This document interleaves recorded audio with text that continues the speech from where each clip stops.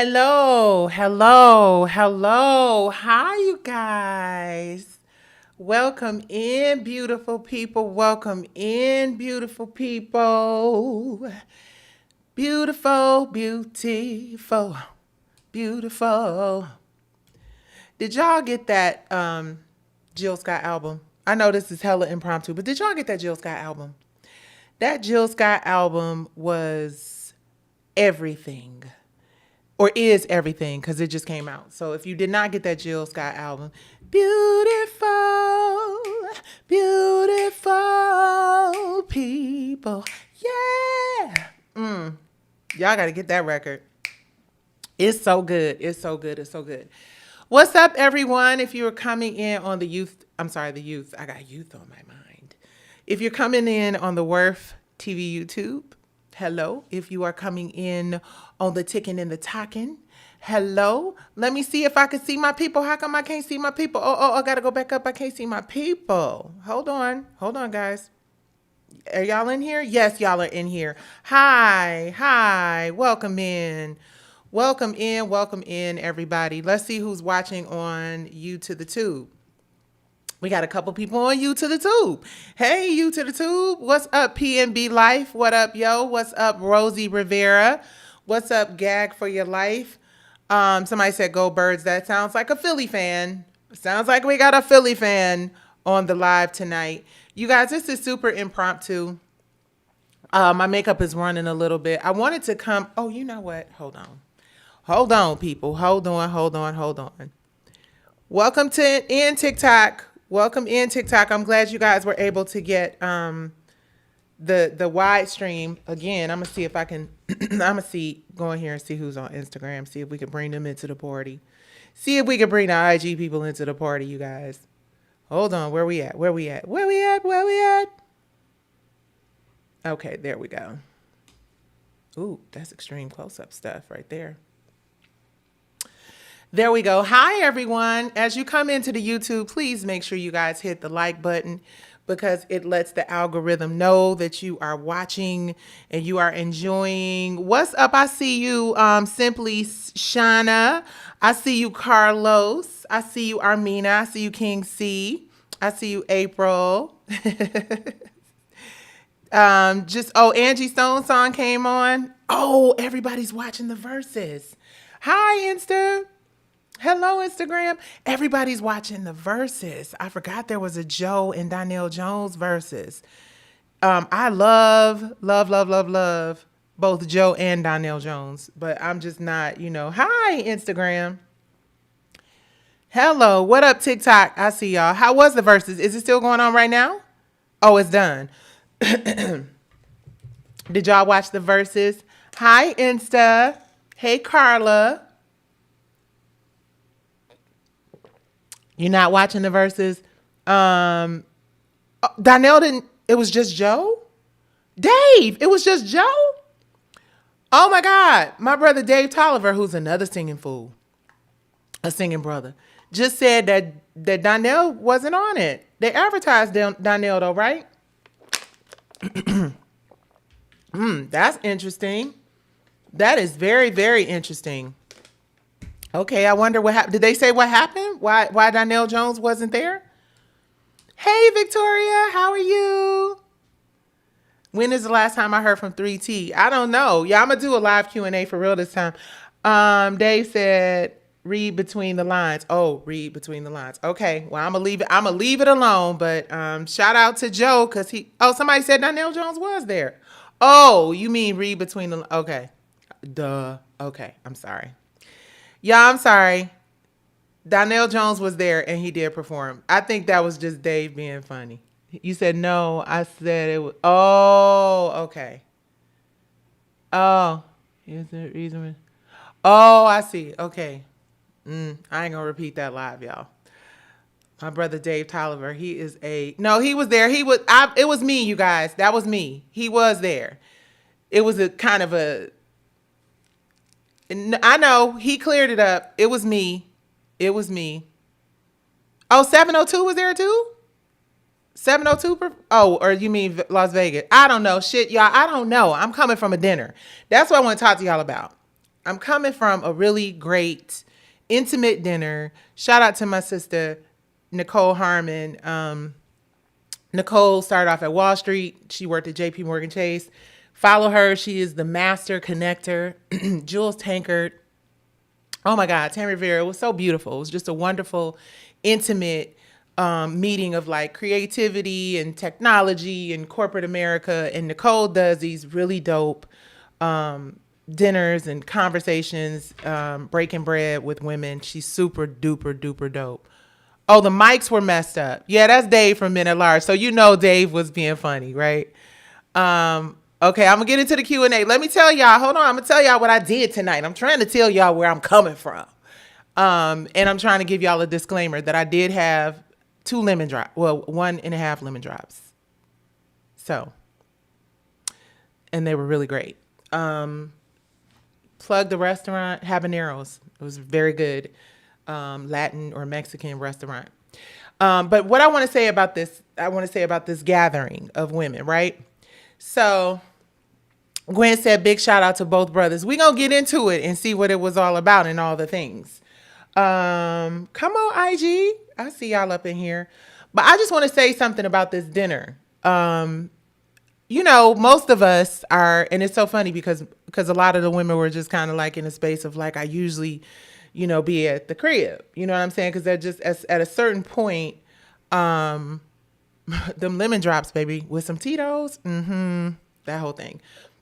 But you know, at a certain point, people get tired of the nightlife thing, the going out. You know what I'm saying? It's just weird. It's just a weird time. It's a really, really weird time. Like, I'm a 70s baby. I'm from, you know, Detroit. And while I've never been a person that goes out or likes to be out in these streets, I would always kind of like, you know, go to dinner with girlfriends and blah, blah, blah. But it just feels like people are a lot more isolated now. So, you know, it's funny because a lot of the women were like, yeah, I typically don't do these things. And I just want to say this. And this is really just me talking to myself and talking to y'all at the same damn time, right? Because I know a lot of people like this. I used to think it was only me. As much as I get on these, oh, we want to talk about sessions? Okay, we're going to talk about sessions. We're going to talk about the sessions podcast too. But let me get this out because y'all know I'll be all over the place, which is why I'm not going to look at this. I'm not going to look at none of y'all comments. I'm just going to get this out because I think this is very important. And I got eyeliner running and everything. So I look crazy. It is what it is. So check it. We have got to get back to a place where we are connecting with each other outside. I mean, I love. I'm so grateful for if you coming in and you watching on YouTube, please make sure you hit the like button. Oh shit. Let me make sure I'm not neglecting my Twitter feed. Hold on, y'all. Hold on. Cause I just figured out how to get back on X. And I know, but I had already paid for that thing when everybody else decided that they was finna go. Why am I not on X right now? What is this thing all about? I guess it's not that important, I guess, right? At this point. Oh, yes, I am. Hi, X. Hi. I didn't mean no harm. Yep, I am there. Hi, y'all. How you doing? Okay, let me mute it, though, because I don't want no feedback. I just want to make sure I'm not being disrespectful to people who taking time out of their beautiful schedules. Hold on. Should I mute that? Let me mute it. Uh-oh. Okay. Can y'all still hear me all right? I hope so. Hello, X. I won't be disrespectful. Thank y'all for showing up. I know it's a lot of places y'all could be hanging out on these here evenings. And I thank you for spending your night with Nicci. We got a lot of shit I want to cover, a lot of things I'd like to talk about. But I want to start it off by we were talking about technology. Listen, y'all, I love having dialogue with smart, emotionally intelligent people. Because we be on these apps and shit so much that sometimes we forget that there are people, you know, dialogue. It's usually like my big ass mouth talking, running my mouth, talking about stuff. Y'all listening and commenting, and then anybody can make a comment. So it starts to feel like, you know, there's a lot more silliness in the world than there are like real, like thought-provoking conversations. Listen, I went to college in the late 80s. Right? Graduated high school at 88. Shout out to Cody High School, Eastern Michigan University. Kappa Sweetheart. Shout out to all my Kappa Sweetheart sisters at EMU. But we used to sit around and have like intelligent debates about shit. You know, like we didn't all agree with the same things, and we surrounded ourselves with people with different perspectives. Like in college, everybody has a different major, so everybody has a different perspective. Well, not everybody has a different major, but y'all know what I'm trying to say. You know what I mean? Like you might be a roommate with somebody who's a science major and you're a theater major. You might have somebody. So it lended itself to like really broad, open, emotionally intelligent dialogue. And we were talking about the fact. And if you new here, I'm super fucking animated and I talk with my hands and I irritate myself sometimes. I'm gonna try to restrain myself. But anyway, like I was saying, you have emotionally intelligent conversations, and this dinner tonight reminded me of those moments in college and in school where you could actually dialogue with people from different spaces. Not that there was, we all agreed on everything, hell, but we were all from various different backgrounds in life and work experiences and life experiences or whatever. And we kept things so real and authentic. And it was so refreshing because a lot of times we tend to put ourselves in rooms, or not even necessarily put ourselves in rooms, but we tend to be invited into rooms where, which is why it was so important for me to have this live tonight, because I feel like this is really important for a lot of us out here to really grasp, right? Especially with technology being what it is and growing the way that it has and all that stuff, right?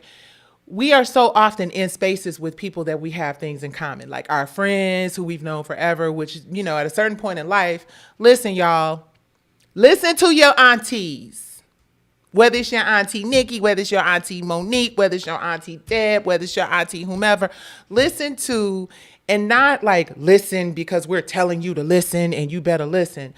But have you ever heard the saying, if I was your age and knew what I knew, if I, a older, more seasoned person saying to a younger person, if I was your age and knew what I know now.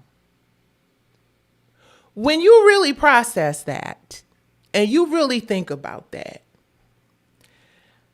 there is so much to learn from listening to wisdom.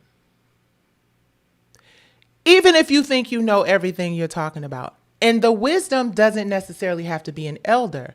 The wisdom can just be coming from an experienced individual in a space that you don't know as much about, like technology or hair care or sales or whatever. And when you allow yourself to step outside of your comfort zone, like, I really don't feel like going out. I gotta do my hair. I gotta put on some makeup. I gotta find something to wear. I don't like this. Blah, blah, blah, blah. You know what I'm saying? I gotta drive. This ATL traffic. I was in traffic going to this dinner, like, and I just had to pray. I turned the music off and I was like, Lord, remove. That's the other thing. That was the other message. Please hit like and subscribe and share as you come in here. Thank you guys for being here. I really appreciate y'all. Even the silly person who was on here really mad about the spin that thing, which we're going to talk about because it keeps coming up. All this shit just keep coming up. So if you stick around, you might learn something. As mad as you are at my ass, you might learn something, okay? And you're going to learn the first thing you should learn about me is I don't give a shit about you being bad at me. But I do care about you maybe learning the truth in my perspective and maybe seeing my side of things, right? But if you don't, it's cool too. We good. But back to what I was saying. Getting into spaces and places that you are not comfortable in, praying like for real before you go into spaces, that you are open to the room, that you are open to the possibilities, that you will listen actively, which is something a lot of us don't do. I'm really bad at that shit. And that you come out of it with something positive, just one or two things positive. And I like said this prayer and like, ask God to shift my perspective, because I'm an ambivert, y'all. I'm not really, much as I'm on the lives and as much as y'all hear my perspective that everybody mad about, but we finna get into it. Listen, I like intellectual discourse, so let's talk about it. Dave said he mad at me too. Listen, I got cousins that like spin that. I got friends that like spin that. I know executives that like spin that. I don't. And I'm entitled to my perspective and my opinion. And if it don't mean nothing and I'm irrelevant and I'm an old ass washed up has-been, then why are you worried about what I'm talking about anyway? Unless it sting a little bit, because you know some of what I'm saying is real. But back to what I said. Allow yourself to get into rooms. Allow yourself to be vulnerable and pray and meditate and, speak words of positivity and success and peace out loud into the universe. And you would be surprised how the universe and God will work. And I'm always surprised. About what happens when you go into a space with the right intention and what you come out of it with, versus going into a space where you feel like you're going to be comfortable or you feel like you're going to be that girl. Because, a lot of people just come into the space to show off their nice little outfits and they this and that and the thirds and to present themselves, as opposed to like being in a room to actually connect. I've been in so many different rooms. And this isn't about me like, honey, I've been in so many different rooms. Blah, blah, blah, blah, blah. Please, as you come in on YouTube, please hit like. And please, TikTok, we almost at 10,000. So can y'all please follow me if you're watching this live? And can y'all, I know all the questions is coming. All the questions are coming. But I just have to say, allow yourself to get into the room. You need some drops from me? I got you. Just send me the drops. I'll do them. Allow yourself to go into a room that you may not feel like, you want to be in, or you might be comfortable in, or it maybe isn't the typical space you'll be in, and allow yourself to be open to receive input and wisdom from your peers and people who have experience in certain places. So that's all. I'm gonna stop rambling about that. Let me get into some of these questions, because there's people in here just itching to get in my ass. Hold on, let me scroll up to the top. Well, I'm starting with YouTube. Joe Mike was fine. Nicci blocked Shun. Oh, I need to block somebody. We have to stop hating on young. Let me read his comments first, or her comments, or whomever's comments. Let me read their comments and then see if I need to block them, or see if I need to share my perspective, or see if I need to share my perspective and then block their asses, because they deserve the attention too. Let's get right into it. Sunshine says, please keep Young Miami name out your mouth because you're old and broke. I am old and I am broke, but I'm going to talk about what the hell I want to talk about. I love your voice in Brownstone, but hating on another black artist is insane, especially black women. Thank you for loving Brownstone. I really appreciate you, Sunshi00, for loving Brownstone. I really appreciate that. And you are beautiful, Nicci, but hating on another black woman. Okay, can we talk, Sunshine? I mean, let me get your name right. I had 2 limit drops. I'm sorry. Sunsha. Okay. Let's talk. I want to address Sunsha, because Sunsha don't like me very much right now, but Sunsha thinks I'm cute and Sunsha thinks I can sing. If you're still here, Sunsha, I hope you are. Are you are? So, okay. Yes, you are. Okay. Grown folks are more open to perspective. Okay. You don't like the record because you're jealous of a young girl. I want you to sing more, not hate on youth. I like the fresh face. You look good. Okay. Yeah. Okay. Sunsha, let me get into it. Let's get into it, Sunsha. First of all, hi, friend. I don't, Sunsha. Okay. So let me get into Sunsha's response, you guys. Hey, Lamar. Shit, I am broke. Do y'all know I got $3 million in legal debt, $4 million in legal debt, and got to go to court next month about some of that shit. So yeah, she is broke, but she's building a company and reinvesting in all of the things. Listen, let's not be afraid to say what it is. Most of the people I know are one hospital a stay from being bankrupt. You understand? Listen, the kind of wealth that is required to consider yourself wealthy in this country is not the kind to buy a designer bag or a house or a fancy car for that matter. So technically, most of the people I know are broke, but I digress. So Sashana, let me say this real quick. Sashana, you probably don't know me outside of R&B Divas, and the culturally incompetent lens, that had the power to paint a narrative that many people believe is 100% true and 100% who I am. And I get it, because there are people out here who think the things that they see on reality TV are real and they're not prompted by producers, and producers are just there to give you a camera so you can just be who you are. Back in the day when we watched Real World and shows like that, I think it kind of did that, where they just let cameras roll and it just captured whatever happened, right? But these days, I'm gonna school you a little bit, and I'm gonna get into a little young mommy. If you're new here, I tend to be a little long-winded and a little all over the place, but I bring it home, I promise. So in reality TV, there are producers that are experts at getting archetypes. Hold on, it's my grandson.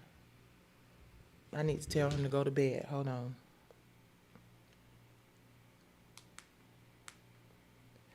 Archetypes. We were talking about that shit today. Archetypes. Starting shit. Making somebody the villain, making somebody the nice one, making somebody the one that don't care, making someone the one, there's archetypes. They literally, it's almost like a scripted series, right? And because I speak my mind, have always spoken my mind, I have Detroit in my motherfucking DNA, and I'm always going to keep it 100, and I'm always going to say how I feel, especially from a place of love, and even if it don't come off soft. There's this thing my mom used to say all the time.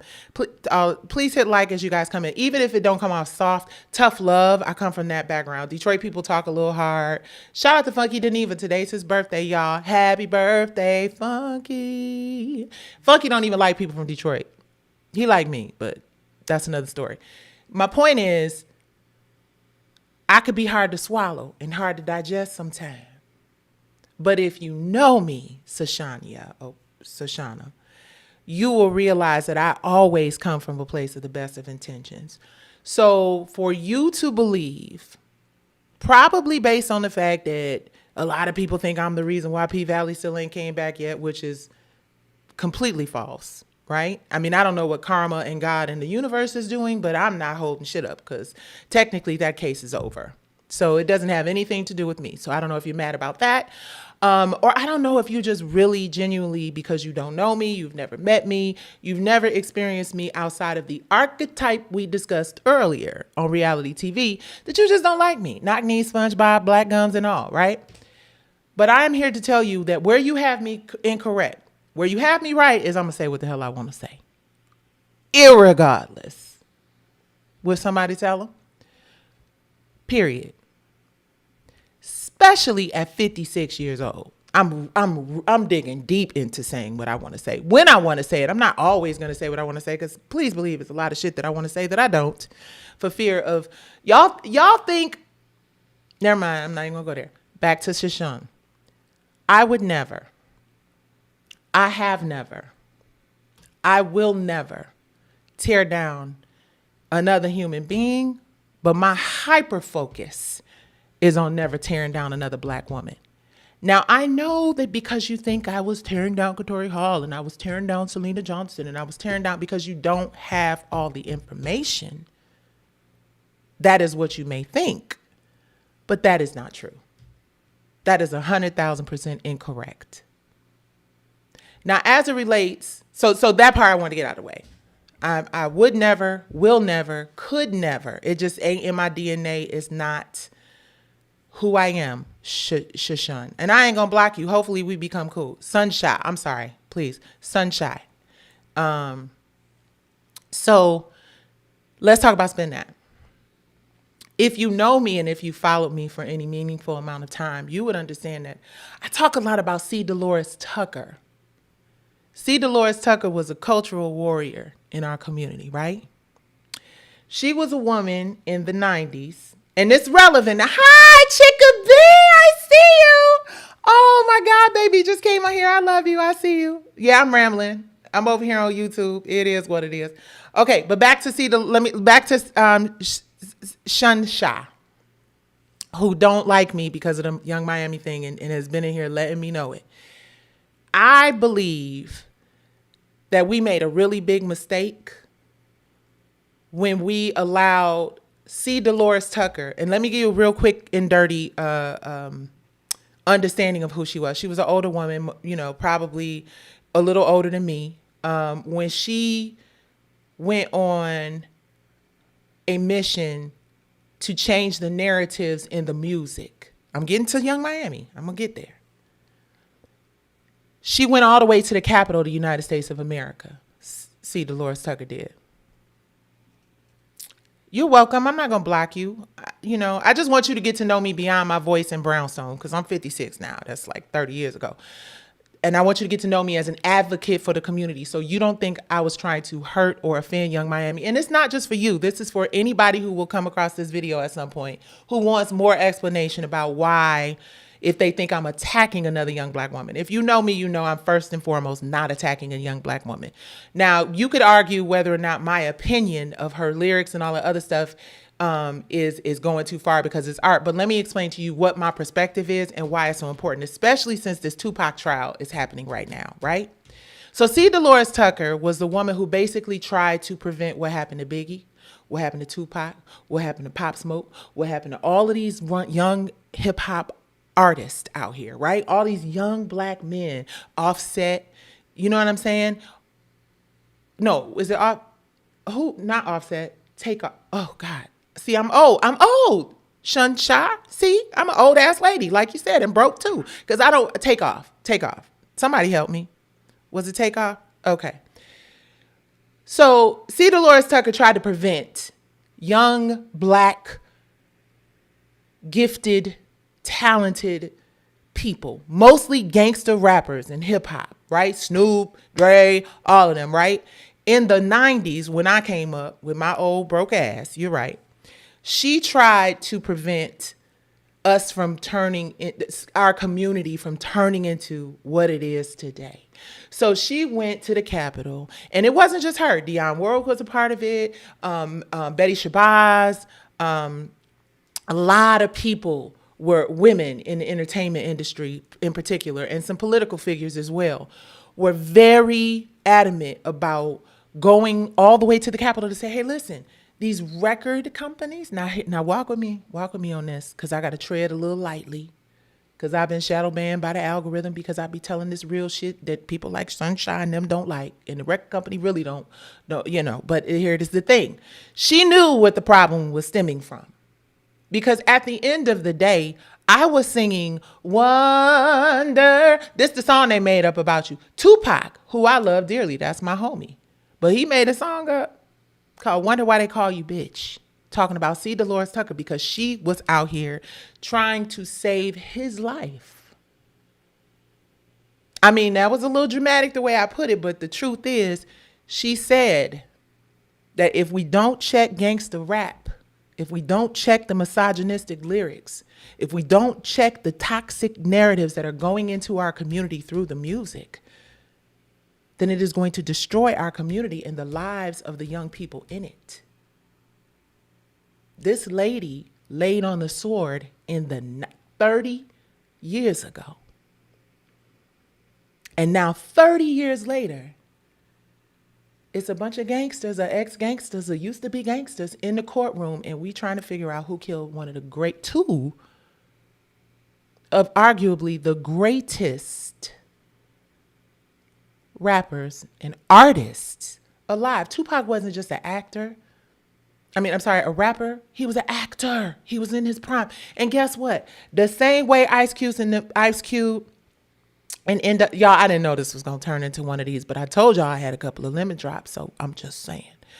Please hit like and share and subscribe as you come in here. But the same way, Sunshine, you're right. Our community is not destroyed, but it's damn close. The roof is on fire. It's on fire, yeah. It's in big trouble.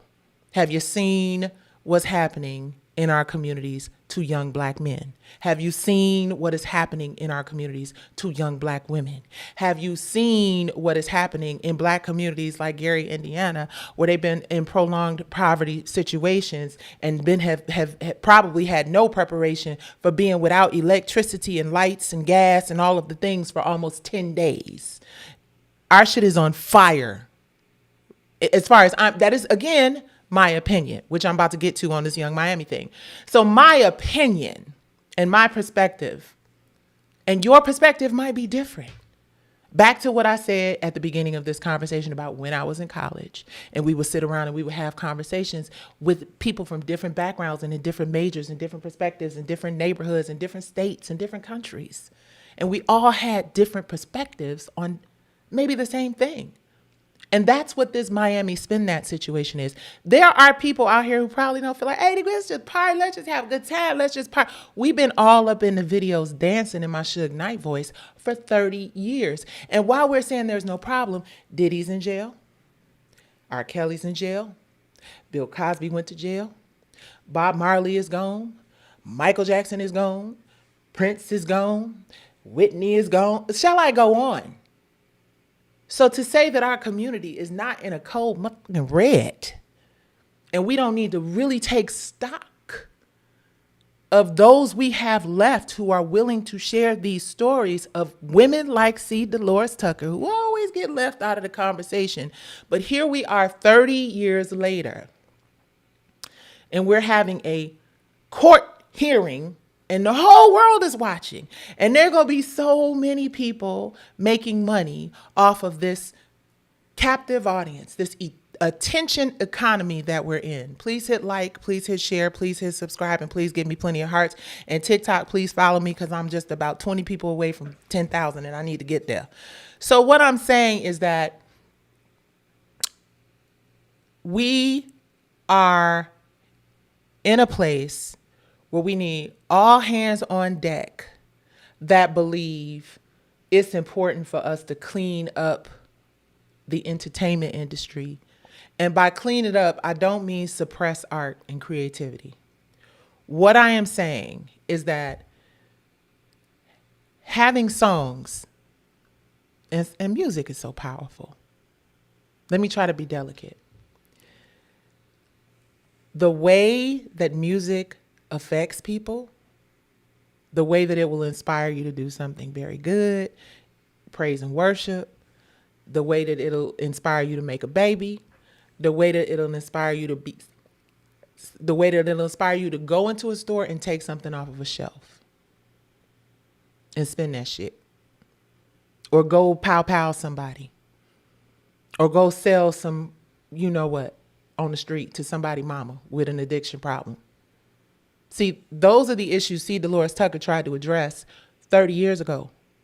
And everything she said was going to happen, for the most part, has occurred. She said it, and it happened.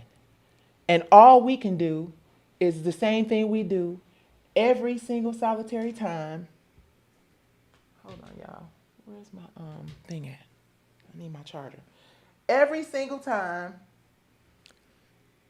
a black woman tries to warn us about something, and yeah, we're going to make this about black women because the truth is the truth is the truth, Gina. 9 times out of 10, it's us trying to tell somebody. Hold on, y'all. 9 times out of 10, it's us trying to tell somebody. I can't see shit either. Hold on.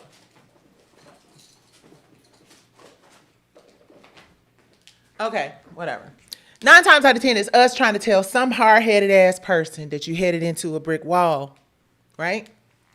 Whether it's your grandma, your mama, your auntie Nicci that you don't even know, that's all up in your business. There's no benefit to black women putting down black men, black babies, black children, or anybody. Because we understand how important it is for our community to be safe for generational. Not saying black men don't. Please don't turn this into that. I'm saying statistically speaking, the numbers, when we're talking about single mothers, when we're talking about grandmothers who raise their grandchildren, when we're talking about educators, when we're talking about entrepreneurs, we're talking about the most educated, when we're talking about all the things that the numbers, not just our opinion, but the numbers support, that Black women are about it, and routed. Consumers, who buys the stuff for the households, who cooks the food, who buys the groceries. Black women are, as they always have been throughout history, anchors and leaders in our family. Does not mean we can't stand side by side with our men. My husband gets fed first, and I cook dinner and serve him. As much as people may be like, oh, you alpha female. Oh, well, listen, when it comes to business and certain things and a certain perspective, yes, in my household, I am his wife and he is my husband, period. Why did I go there? I don't know. My point is just, we're not here to hurt, to maim, or to, most of us, now some deadbeats out there. And there's some knuckleheads out there.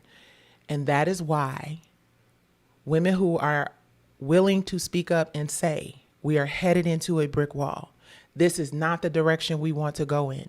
This is not positive, telling our kids to go out here and shoplift and scam. Because guess what? I've produced television shows, 3 seasons of television shows with women who went to prison for doing that. I have members of my family that I love very much who did time for the same silly shit. So how much of a hypocrite would I be singing a song with lyrics that promote behaviors that I don't? And because this is my industry, I am a veteran. I have been here for over 30 years, and I was signed by Michael Jackson, for God's sakes. And I came up from a different school of thought. And I know y'all hate when I say that shit, but I'm going to say it. Do it to show it and prove it every single time, because it means something. It means that I have a responsibility to uphold what I know is pedigree and positive and uplifts our community and encourages our kids to learn how to read and encourages our kids to feel good about themselves when they look in the mirror, encourages our children to spread love and positivity and not go out and steal shit. And I have done the work. I have earned the right. And I don't care who doesn't like it. I will uphold that we should have listened to see Delores Tucker when she tried to tell us 30 years ago. And if we had, we would not have been in this situation. And all this is a repeat of that. So since I've seen it play out already, I'm already clear that Sunshine and anybody else who got a problem with what I said about Spin That might not get it till 30 years later, like a lot of people ain't getting what C. Delores Tucker tried to do till 30 years later as we are in this courtroom watching the Tupac trial. But the point is, I'm standing on it 10 toes, and I mean it. I don't like it, and I'm entitled to my opinion. And if C. Delores Tucker wasn't trying to get us to a place where these narratives didn't just, because let me say why. When you have a song that encourages certain behaviors, I don't know how this turned into the Spin That Live, you guys. And if you're irritated by it, like so many people, like, she talk about this shit again. Yeah, it's my platform. You know what you can do. I want you to stay. I don't want to block nobody. And I know this is supposed to be a Q&A and I'm supposed to get to somebody else's questions. But this is, y'all know, if you've been here before, you know I'm super passionate about this conversation. We have got to start speaking up about the things that are happening in our community that are dragging us down. And when you create or when you make room for a song that drives the narrative that you should do criminal shit, the people up here who don't live down here with us, who don't got cousins and people who are being over sentenced and are dealing with, as long as them streams are streaming and the money's coming in, and most artists ain't getting paid no things for the streams, everybody up here is getting super wealthy. Everybody up here is getting super wealthy. What's happening down here? What's happening down here? They got a 2-for-1. Get rich and contribute to the degradation and destruction of people that you probably don't like that much anyway. Because everybody's going to be singing it. The baby's going to be singing it. The choir going to be singing it. Everybody's going to be singing it. And what happens when you sing wonder why they call you bitch or F the po-pos and this and that and the third. What happens is that it penetrates your thinking and what you feel. And everybody doesn't have the ability to say it's just entertainment. I'm not taking it that serious, because guess what?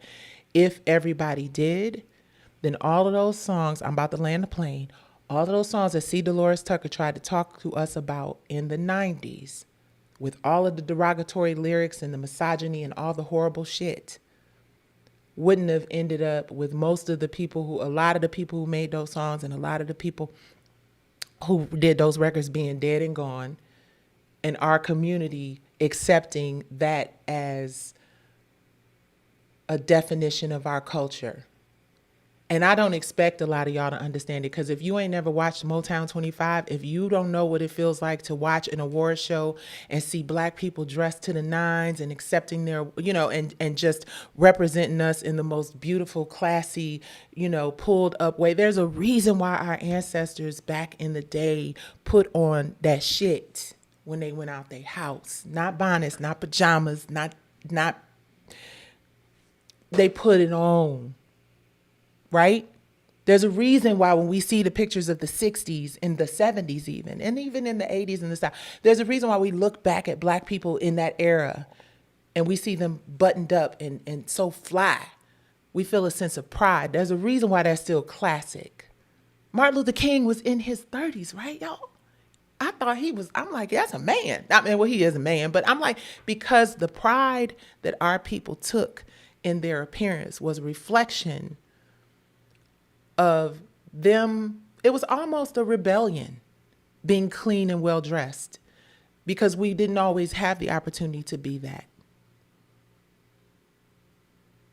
And that, the way you present yourself, the way you speak of others, the way you dress, the way you show up in a room, says a lot. We talk about wanting equality. Please hit like, share, and subscribe, you guys. And I know it's a long-winded ass rant. I'm almost on an hour talking about the same shit. I'm gonna get into some questions in a minute. Please bear with me. But when we talk about equality and we talk about fairness and we talk about seats at the table and we talk about being in the room, no, we don't have to do this respectability shit. And yes, black people are fly and we have our own senses of style and it shouldn't be policed by anybody. But if you are trying to accomplish what white America, for lack of a better word, or wealthy, if wealth is the goal, whatever it is, look at the people who are already there. See what vibes they giving up there. I'm not saying you have to change who you are or how you speak or code switch or whatever. But when you go to work every day at your job, you ain't showing up the same way you show up when you go to bed at night. So bonnets and pajamas and shit like that there's a space where you can do it. You can do whatever the hell you want to do. But if you're trying to accomplish something different in this world, if we are already viewed as less than, not as deserving of, then what is wrong with doing what you know is right? Because if you didn't think it was right and you wanted to stand on business that much, you would go to work however you wanted to go to work. Wherever you work, whether you wear a uniform to work, whether you have to wear a button up and some shoes.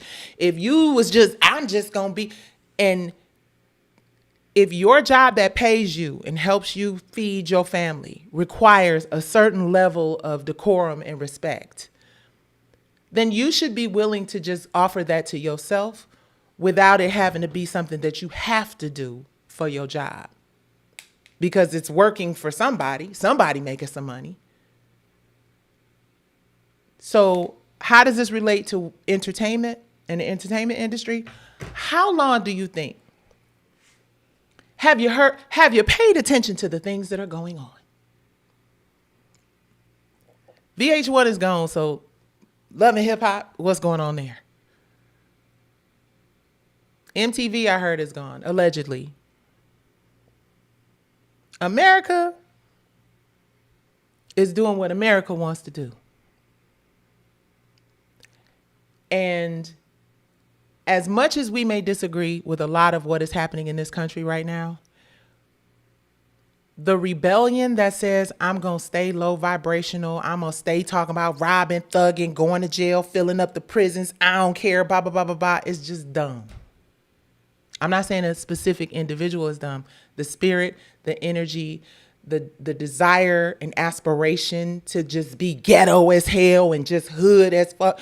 It doesn't make any sense. It doesn't make any sense. Not saying you got to be fake. Not saying that you got to code switch. You have to use your brain. And if there's something you want to accomplish, think about what you would tell your children to do.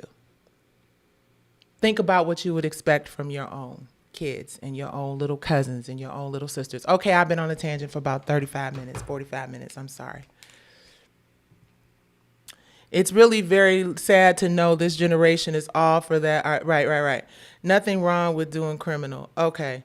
I don't agree, but I'm listening. Okay. Oh, if you don't think it's nothing wrong with doing criminal, I don't know how many times you've been to jail, but like I said, I did a show for 3 seasons with women. One beautiful, amazing, incredible young woman. My Detroit sister, R&B DIVAS. Listen to her story. Listen to the stories of the women of the Pink Panther Clique. If you want to be in a small cell for 10 years because you wanted to sing a song and go do what the song told you to do, then more power to you. That's it. I mean, that's it. My kids like to spin that song and they not going out scamming. Okay. So listen, here's the thing, Sunshine. We gonna rest it. We gonna land the plane on this. To each its own. If you a grown woman with kids and you letting your kids spin that, baby, them your kids. Okay, let me get to some more questions. What up, though? I'm a fellow Detroiter like you. The rappers don't live in the hood. They rap about neither. Yep, absolutely. Let me get to some more questions. Coretta Scott King at the Capitol with them. I don't know. I don't know if she was. What else? Let's see. Phoenix Rising. What are you saying? I'm sorry. Now everyone is running amok. Yeah, it's crazy. When Kiki Wyatt said you was really her homie, I knew right then and there. Oh, thank y'all so much. Y'all, I'll be a little animated and over the top on my thing. Let me see what's going on over here on Instagram. Music is powerful, and when its delivery is dark and casts dark energy. Yeah, I mean, the devil was the angel of music, wasn't he? Or something like that. That's what they said. That's what I heard. I don't know how true it is. Let me see what's up, TikTok. I've been ignoring y'all. I'm sorry. I just been running my mouth. Hopefully y'all got something from it. Spin that. Okay, spin that. They're saying no now. Okay. They saying if I knew. Okay. R&B Divas is coming. We're working on it. We got a call about it tomorrow. Say it, Nicci. Oftentimes see Delores Tucker relating to this. Yes, absolutely. What is this person saying right here? I'm trying to get to some of these comments. Adorning ourselves is how we connect to our heritage. Exactly. We just adjusted from gilded hair pieces to cloth chignons. I think that's what you're saying. Yo-Yo has a new song and it's fire. I heard. I mean, it's like, it's cool. Like, I'm not trying to listen. If you want to wear your pants hanging off your behind, right? Let's see what TikTok talking about. I'm sorry. Is anybody on TikTok interacting here? TikTok, are you interacting? Do you got something to say? Hold on. Hi, TikTok. I'm so glad to see you guys in here. But yeah, I'm super passionate about our community. I'm super passionate about being an auntie that is sharing that I was there. It's interesting. We were having a conversation about technology, AI tonight, which I'm always here for that as well. And it's like I was saying how a lot of artists are not here for the AI revolution. A lot of artists like, nope, if it's not a human singing, it's not worth it, and it's disgusting and it's slop and it's whatever. And I was saying, just like I was here around the time that Delores Tucker was trying to get, the gangster rap. And again, I don't even know if I landed the plane there. She was basically trying to go to the Capitol for them to basically ban those types of misogynistic, very dark lyrics, right? And a lot of those people, Ice Cube, and I love Ice Cube, and I don't have a problem with nobody. That's the other thing. Just because you criticize somebody or you don't agree with some shit that somebody says, back to what I said at the beginning of the conversation, does not mean that you don't like them or that you don't wish them well. When did we become so fucking sensitive, Gina? People so sensitive. Why is everybody so sensitive? I'm like, damn. You see, You put shit out for people to like or not like. And if somebody don't like something that you put out, it doesn't mean that they don't like you. I think Young Miami is beautiful and I wish her the best. And I see she's a mom and I wish her success. But if she was sitting in front of me right now, I'd be like, Young Miami, I don't like that song. I think that song is whack. And she'd probably be like, I don't care. But I would never be like, I don't like you. I want the worst for you. I'm not here. That is not what it's about. It's about us being able to share perspective on things that we may not agree with. That's the reason why the country isn't. That's the reason why wars start. Because people just so egomaniacal.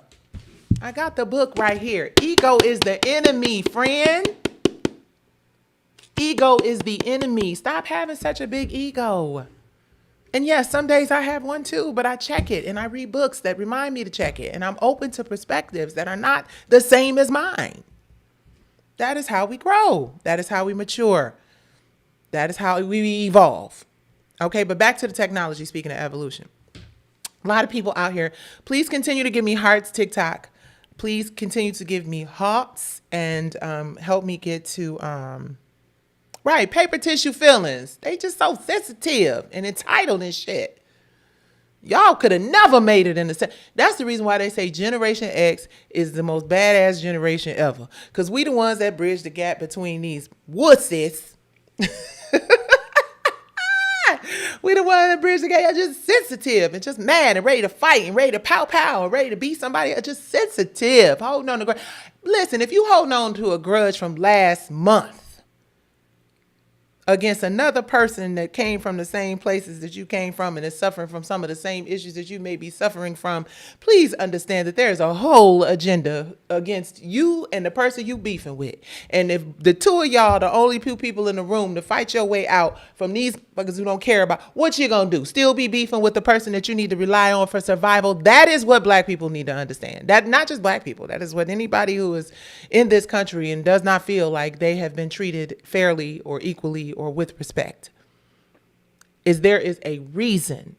And the thing that I know, and it's funny because if I was younger and we didn't have social media, so we couldn't just have like elders or people who had experiences and stuff in the industry just come on live and share wisdom with us, right? Like I try to do with my community. I mean, we had Prince write slave on the side of his face. That should have told you something. We had Michael Jackson. They don't really care about us, black or white, right? Through the music. But everything they said was controlled by well, not everything. Many of the things that they said were controlled by the press, which is why they had to reflect it in their art. Bob Marley, right? Diana, Nina Simone. You can't see Nina, but Nina's over here. Nina Simone is over here. These artists could not just get on a live and share this wisdom and share their experiences and share what had happened was with the community. Prince had to write slave on the side of his face. They had to do it when they were standing at a award show on a podium and slide some shit in. Now, artists and creatives and young people have the benefit of wisdom, sharing it with you openly. And y'all just don't want to listen. But you know, they say a hard head make a soft ass. I'm very grateful for the people who do listen, because I would probably not be an old broke bitch if I just acquiesced to the bull sugar honey iced tea and just didn't ruffle no feathers and just went along with the went along. Oh yeah, you want to go in that room? Is there anything in there that you should be worried about? Knowing if you go in there, you're going to fall down 10 flights of stairs. You know what I'm saying? Like the silence. Martin Luther King said it. It is not the action of the enemy or something like that. It ain't the actions of my enemies. It's the silence of my friends. Mm-hmm. Or the words or whatever. We as a community have to stop trying to shut down people who speak truth to power. Do you know how ridiculous it is? This turned into a rant, y'all. It did, but hopefully there's some nuggets within this rants with Nicci that you guys can learn from, because I've paid the dues. I've been in the spaces and the places and the rooms. I've been to the Supreme Court of the United States of America.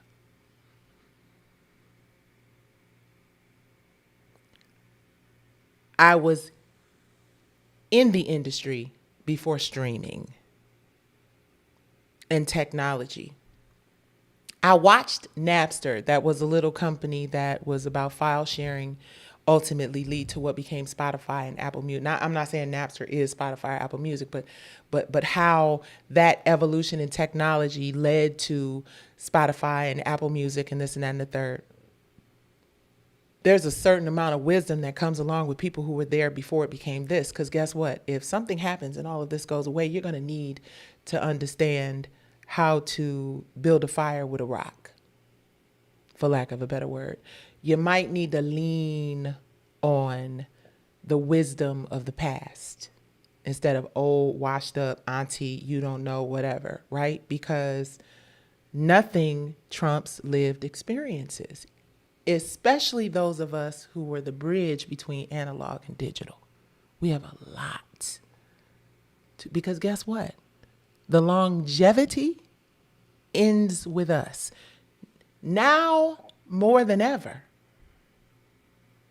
whether you want to believe it, receive it, accept it, or not, the last of the great era of art and music and things that stick to your ribs and will be here forever, forever, ever, forever, ever, and are not generated through AI and artificial intelligence and things. Not that I have a problem there, because we leaning into that too. But the last of that is the 90s era. That's why we still on the road doing shows, right? We you understand? But If You Love Me's had billions of streams because it's been streaming for over 30 years. Don't Go Chasing Waterfalls by TLC got trillions of streams because it's been in rotation at radio and now streaming for 30 years. What is the point of that? The point of that is classics never die, number one. And the people who were the last of great quality artist development, what it meant for Michael Jackson, the legends, right? Say what you want to say about what Whitney Houston ended up, what happened in the end. There will never be another. There will never be another Michael. There will never be another. So to have that kind of legacy and to have that kind of gift and talent and to not, for they are of our community, to have that kind of greatness and not have unity within our community that allows us to preserve the greatness of Michael and Whitney and Bob and Prince, and that allows us to hold and preserve the greatness of our people from our community, but to yet instead watch multi-billion-dollar companies and lawyers and record executives and all of those people and their families for generations benefit off of that kind of greatness that kept us going. That was the soundtrack of our lives. That was the first time we understood what superstardom was, and was the first time the Black community was ever really able to experience what extreme wealth. Like I've said, wealth, there were people who were inventors and Sarah's Oil and landowners and this and that and the third. But the first times that we as a community of underserved people were able to see what success really looked like, what fame really looked like, what wealth really looked like, was in our athletes and our entertainers and our poets and our beatniks and those people. The aspirational aspects of what that was. When we started to realize that Michael Jackson and Prince and all those people could sell, when they started to realize how many products could be sold, how many jingles could be made, all that wealth generated off of our art off of our creativity. All that wealth they got for generations. Globally, all over the world, Japan, Africa, what music, art, creativity. And we down here like crabs in a motherfucking barrel, dragging each other. Oh, she on drugs, that's why she died, or he did such and such, or he messed with them kids, or he what, being used as tools of the incompetent to destroy greatness, to defame greatness, to ignore the wisdom of the people. I was just in a short text dialogue with Eric Monty, the creator of Good Times and All in the Family and the Jeffersons, and this man created all of this shit. And guess what? I've said it before and I'll say it again. I ran home every day after school to watch Good Times. And when I saw those big white letters that said Norman Lear, y'all know what I'm talking about. Norman Lear.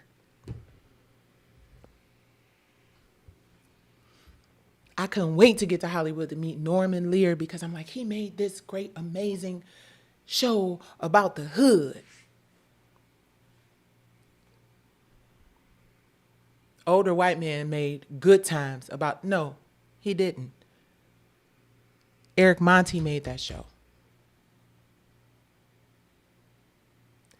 Eric Monty has several grandchildren, great-grandchildren, a granddaughter who's an amazing, brilliant writer, a daughter who's an amazing, brilliant woman. And these shows that were created in the 70s that I rushed home to watch, that I thought, the big white letters that said Norman Lear that I thought they created, this black man created that and so many other shows. And he was robbed of his art. Okay, let me be cool. Woo. He wasn't robbed of his art. That is wrong. I should not have said that.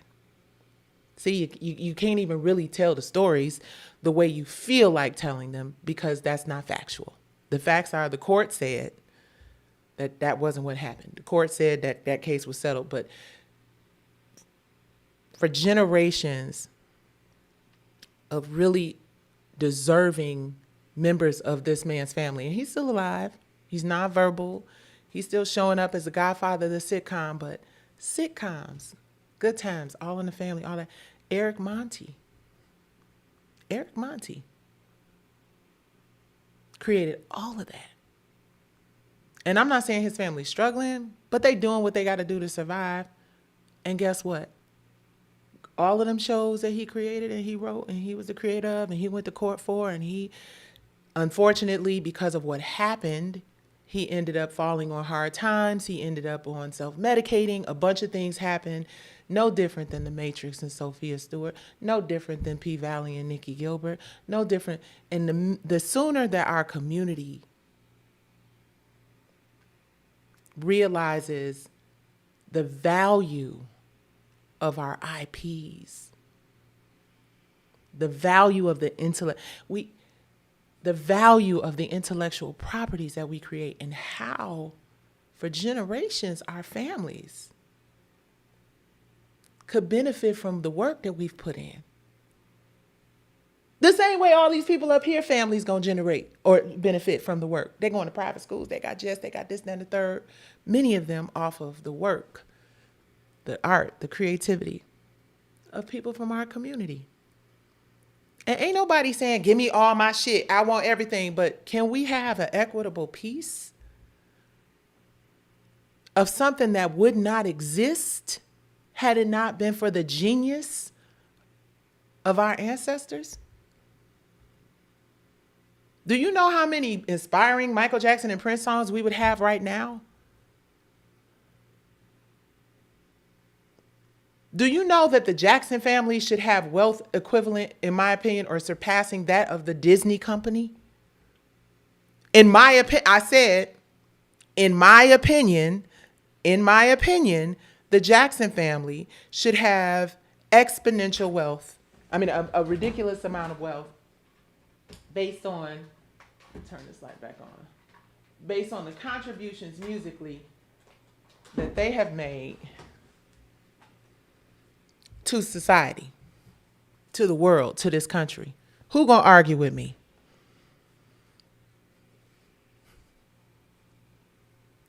The reason why we don't have those things that we so deserve is because, think about it, y'all. Let's just this one of them nights. Just one of them nights. Ooh, Jesus.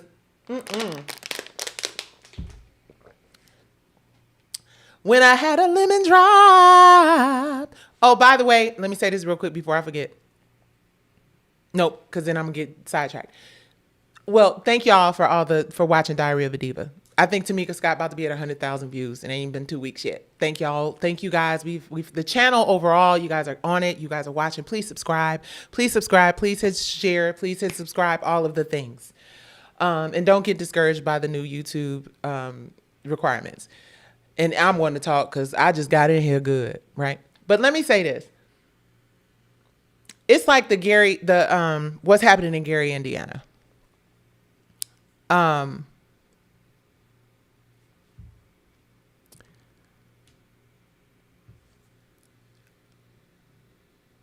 We don't necessarily, as a community, have the financial resources, right? We may not have the legal.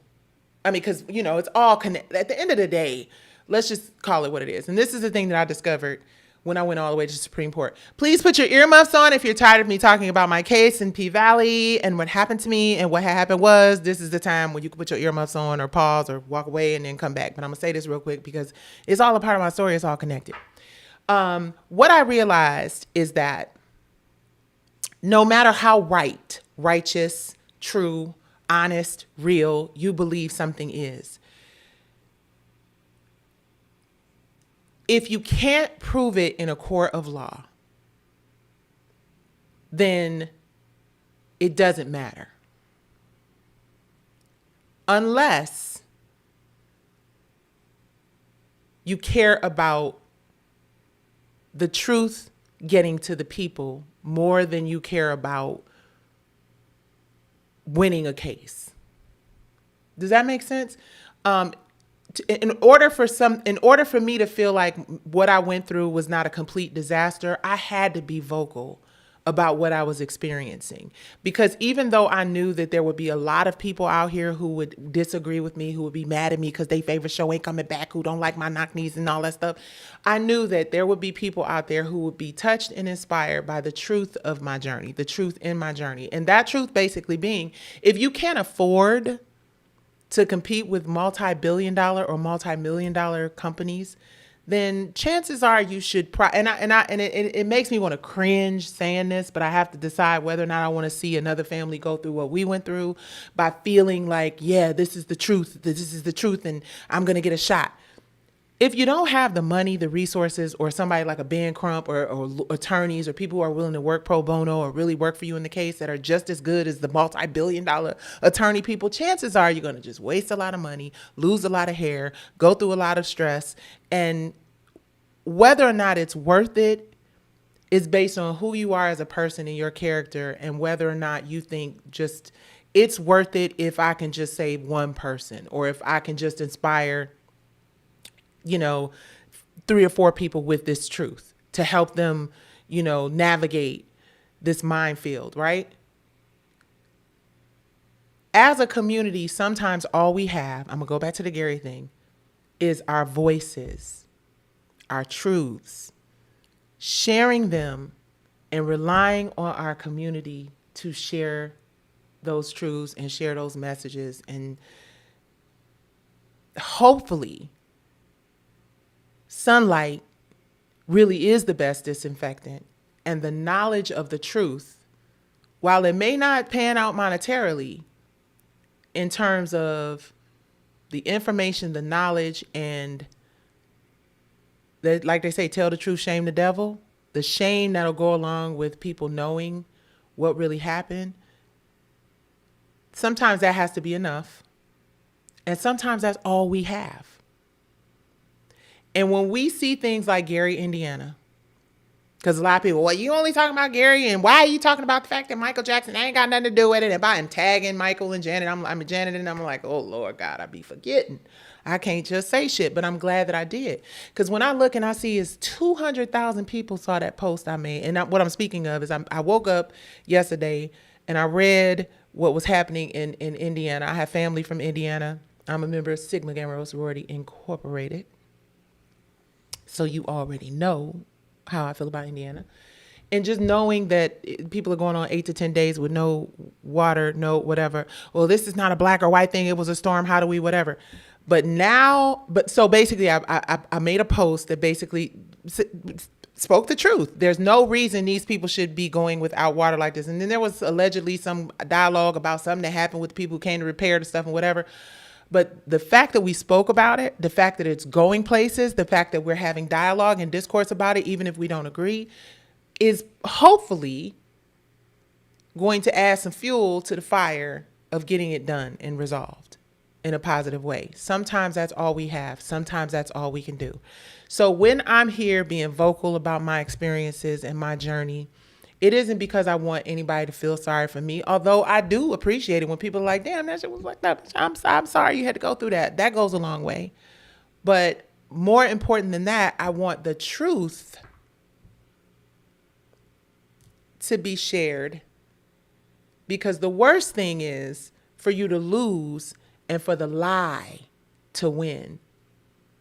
Now you can lose and the truth can win, but for you to lose and for the lie to win because you were too afraid to speak your truth, or for you to allow a lie to sit there on the surface and just fester, that's a betrayal to yourself. And sometimes we have to decide whether or not our character and our integrity is more valuable than our ego and our desire for fame and money and acceptance, right? How did I get on this long-winded ass fucking dissertation? But, you know, for those of you who follow, y'all was following. I teach my children. Okay, I'm sorry. We're still having that conversation. I can't get into that. Rappers don't live in the hood. Okay, where are we? Nicci Delores Tucker was a censorship, but she didn't totally fail because her work in front of CDs. Yeah, the parental advisory sticker was there, but I mean, you know, like how many of us didn't pay attention to the parental advisory sticker, or waited to the Sunday night segue, or BET used to have a show called Uncut that came on late at night. People weren't, that wasn't enough. That was not enough. And I'm going to explain to you guys why the Delores Tucker getting the parental advisory sticker was not enough. It was not enough because, and some people going to hate me for saying this, and I still love you. But here's the thing. Ike. Name one other culture, one other community that has had billions of records streamed and billions of dollars made with lyrics that destroy their community and their culture and their women and encourage their people to steal. I'm just saying. I have never heard an Indian. I mean, it may be an Indian rapper out there somewhere doing that. I know it might be a few Caucasian rappers out there that might, you know, be an exception to the rule, and they out here like run them game that bit, yeah, right? African. I don't even think I know soca and Afro beats, but I don't know that there are any African people out there like, yeah, bang, bang, go get that, you know, throw that down the stairs, go in there and take that shit. I don't know of any, and I'm wide open. If somebody knows and somebody seen it and somebody heard it, I'd like to know. And then the other thing I'd like to know is, are all those people up at the top of these companies that are making all these billions and billions of dollars off of the lyrical content and the narratives that's destructive and all of the, I mean, did y'all know that Mystical is back in jail for a long time for R-wording another woman, and the song he made allegedly is all about that? But we still shake it fast. Watch yourself. But he was taking it. from people. Is there an Indian guy with a song like that? Is there a African guy with a song? Is there another culture, another community with music that glorifies those behaviors, making these people up here as much money as we are? I'm just asking for a friend. If you read the lyrics, if you really read the lyrics to a lot of, it's terrible. I was sitting in the car waiting for my grandson to get a haircut, and I was listening to this song on this like underground radio station thing because I couldn't get no reception. And it was like, I'll put your brains on the floor. I'll take the. It was like all of this, like I was like, oh, I'm listening, like, and then I'm like, wait a minute, I know he didn't say that. Now who was this artist? And afterwards they said who the artist was, and I went through and I started reading the lyrics, and the shit read like a horror movie. See, that's the only place that you'll see other cultures engaging in those behaviors. Like if you watch an Asian movie, then yeah, you're going to see a samurai take a head off. But we know we're watching a movie. We don't actually, and again, the excuse of prolonged exposure to poverty is just a really terribly weak excuse, because how much more poverty stricken were our ancestors who were slaves, or our brothers and sisters in the 50s and the 30s and the 40s who could barely afford to feed their children, who still did not engage in the destruction of their community, who instead leveraged the poverty and the economic challenges to bring each other closer together, like the Detroit Housewives League. I did a whole AI-generated film about it. Y'all should check it out. It's on my page. Please hit like, share, and subscribe. But seriously, though, folks, the excuse of, well, people are poor, people come from the hood, black people, when have we not? We came over here on ships and were fed slop, and we still wasn't making songs about throwing another slave off the boat. And we still weren't making songs about, y'all get the picture. We have to stop making excuses are mere monuments of nothingness, building bridges nowhere. People who follow such incompetent rules are masters of nothingness. Let's look at what other cultures who we look at and say have a better opportunity, more opportunities in this country, get more respect, earn whatever. Let's look at what they're doing. And then look at what we're doing and determine where we need to adjust. And that's not saying, again, that you have to code switch or you have to become something that you are not, or we cannot be proud of our big live out loud. You know, I think rap and hip hop is an incredible genre of music. I think that it opened up the door for a lot of young black people, young black men, our community in general. It was an escape. But the reason it reached so many people, it's like that, and that's the way it because I'm happy, all of those songs. The reason these records resonate and reach people is because vibrations and tones are actually real things, and they really connect, and they literally like shoot out of a song or a voice or whatever, and they just touch. Nowadays, with streaming millions of people at a time, the vibrations and the tones that are coming out of the art and the music and all of the carrying on that's touching millions of people has a responsibility to the community to make sure that it's not spreading poison and toxic, destructive narratives to millions of people, as far as I am concerned. Here we are on Worth TV, on Nights with Nicci, and I'm sharing my perspective on how important I feel music is in our community and how inspiring or destructive that it can be. And you don't have to agree with me here, but that doesn't mean I'm wrong. It doesn't mean I wish my community ill will. It does not mean that I want to see rappers not succeed.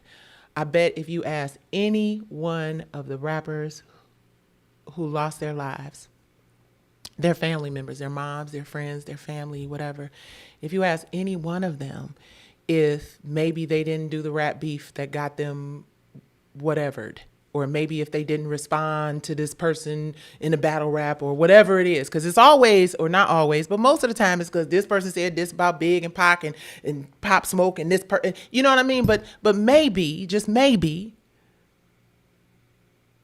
them, if they could do it again, or the people around them would have agreed with C. Delores Tucker. Maybe they would have said, yeah, if it's going to get me in that situation, I'm probably not going to do it. One of the most inspiring stories I've heard all year. I know I'm rambling again. One of the most, please hit like, share, and subscribe as you guys come in here. And thank you guys for supporting Worth TV. And thank you for supporting me on TikTok. And hopefully y'all got me to 10,000 on this. And hey, Twitter, I see y'all too. I had to hang up Instagram because 200,000 people and 5 people on a live is just, it just irritates my spirit. But my point is just, as we watch the Tupac trial unfold, as somebody who knew Pac, as somebody who knew Big, I remember the first time I met Big, Bernard Alexander introduced me to him. I met Big before I met Faye. And I was like, damn, he's so cool. Biz Markie, like Heavy gone, like so many. And okay, we're not saying Biz and Heavy was gang violence and all that stuff, but they weren't even those kinds of rappers. What I'm saying is the lifespan of a rapper. These are just facts and numbers, y'all. Be mad at Auntie if you want to, because she is old and broke. The facts and the numbers are that hip hop artists, the lifespan of a hip hop artist these days is a lot shorter than it should be. And guess what? When those babies are long gone, them people still gonna be making a lot of money. Because guess what? We really gonna stream them records, right? Oh, such and such is gone. Oh, really gonna stream them records because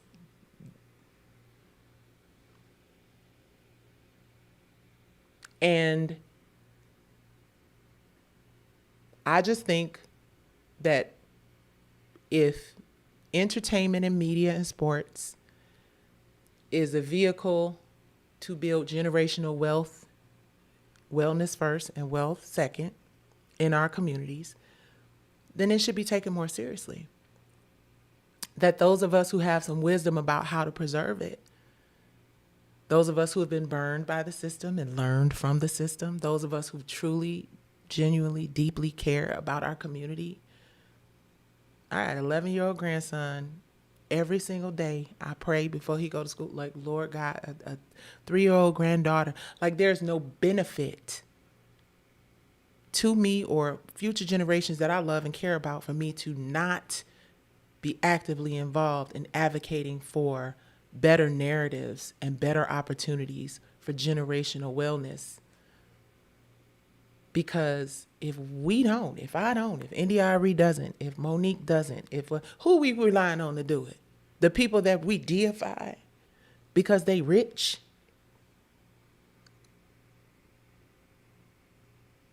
Because they're performative in giving, but ain't teaching nobody how to fish, ain't teaching nobody how to build, aren't standing with those of us who are advocating for ownership, which is the only real way to end this chaos and this madness. Is for us to be brave enough to endure whatever it is that we have to endure for the time being, for the benefit of ownership of our IP and ownership of if somebody tell you I gave up ownership of my shit long after I'm gone, they lying. Because everything I'm building right now is for my nonprofit From the Bottom Up Foundation, and to help assist people who are serious about, like, it ain't even about, oh, this is for my family at this point. When I say generational wealth and future generations, listen, if everybody in my family clowning and partying and drinking and bullshitting and blowing money, it ain't for them, which is why it's for the nonprofit, so we can identify the people who are working their asses off to make great things happen for themselves and their family. That is how you continue the legacy. See, we be too caught up in succession in our families. But we have to think of our communities as our family, and not just Black people, whether you're Black, Asian, Latino, whatever it is. If you're doing what you need to do and you are coming from either an underserved community or a space in this country where you're not being treated as equal, the things that I'm building and creating, I would like to believe that when I'm long gone, that those things are still around to help benefit those people. I don't care about the oh, I got to make sure this person that naturally I wanted to go to my folks.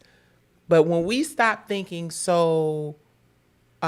important that you fix what's happening at home, obviously. But we all know, based on our own personal experiences, people at home don't always be acting right neither. They be caught up in the bullshit too.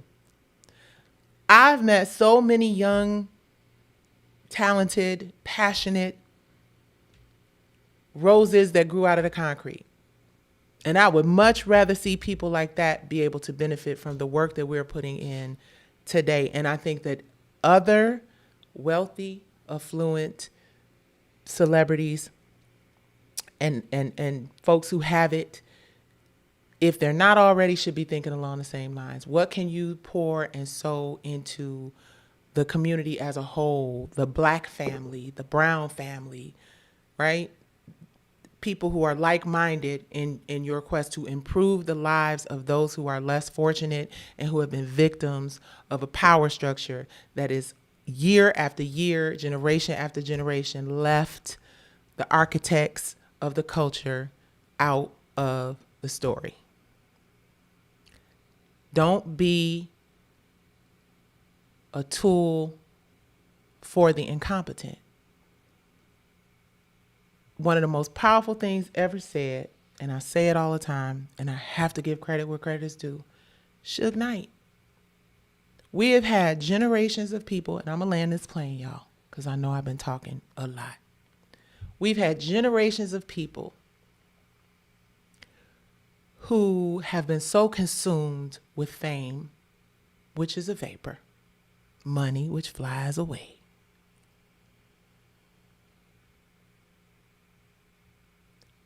popularity, which is just an accident. You post some shit, it goes viral. You're like, oh shit, a bunch of people saw this. Oh, this worked. You can't plan any of that. If there was a formula for a hit record, there's a formula for a hit show. If there was a formula for a hit reel or a hit piece of content, then you just have to buy the formula and do it. It is the universe. It is alignment. It is timing. And when you are lucky enough, Nicci Gilbert, chubby little girl from Detroit with black gums and knock knees, to run up on Michael Jackson and get a record deal, do you hoard that? Do you close the door? Or do you leverage your platform and your success and your opportunities to build more platforms and more opportunities for success for people that look like you? See, it's crazy to me when people are like, R&B divas, you ruined R&B divas, black guns, blah, blah, blah, blah, blah. I know them people are a little slow bus. Why? Right? Like, it doesn't make sense for me to create a show and fly Selena and Monifa and put this reel together and pitch it and show. It doesn't make sense for me to create something to destroy it. It makes sense for me to create something for us to grow and to thrive and to whatever. But what I realized is that I had to learn the lesson on my knees, which I did. God totally brought me to my knees to make me pay attention. I had to go through the what do they call it? The gauntlet. I had to go through hell and have a lot of people not like me and a lot of people disrespect me a lot to get to the promise. And the promise is this: I am a grown-ass woman with a lot more knowledge and experience that I had 15 years ago when I did R&B Divas, and even 5 years ago when I had this case with P-Valley. I have learned on my knees how important it is for me to eliminate my ego. Get this book, y'all. Ryan Holiday. To humble myself, to collaborate, and to rebuild from the bottom up on a more solid foundation, with the understanding that fame is not the goal. Wealth is not the goal. Wellness, authenticity, edutainment, preservation of legacy, which is what Diary of a Diva is about. Wait till y'all see these next interviews we got coming up. Ooh, baby. Wait till you see who we got coming up next on Diary of a Diva. Oh, it's just getting greater. They say it's greater later. It's getting greater later, baby. I'm telling you. Wait till you see what happens with R&B Divas, the universe. The way this thing is coming together, so many people about to be straight off of this universe that we're building. So many people are about to be safe. Listen, I can't guarantee safety. Like, you ain't going to be on the show and then be like, why did I do this shit? I can't say that you won't feel that way. But what I can tell you is there will be no intentional, nefarious, egregious behavior. There will be no planning and plotting. There will be no put your hand on that lady's husband's lap. There will be no she's the devil. There won't be any of that. There will be opportunities, which we all deserve, to build something that doesn't belong to them up there for generations after generations after generations. And trust me, the fact that I am pursuing this, the way that I'm pursuing it, this shit ain't easy. I got ops.